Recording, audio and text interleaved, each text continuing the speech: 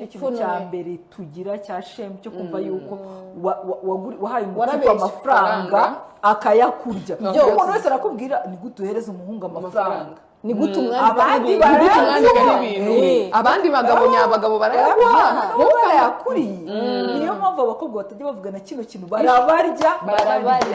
bakakumara atangira akuguza udufaranga duke uzi ikintu kinababaje akagusohokana aho hantu hose amaresitora hari n'ababikora nawe afite ibishoro kuko hari utazi ameze nk'uwo nguwo akaza afite nk'igishoro cya miliyoni 5 yego yaragipangiye na resitora nziza mukayijya murumva umutipe nimba yagufasha kugenda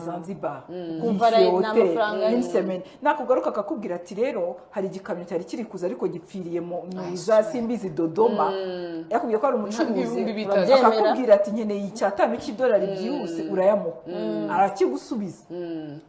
paka agenda azamura monta none ukajya gutangira ukifungura ukamubwira ariko rero mfite ibi n'ibi bishaka ko tuzajya gusura ahantu upfa kuzana za mpeta ngo wazibuze zo mu isoko akaba arayimwambitse umukobwa atandika kwimariramo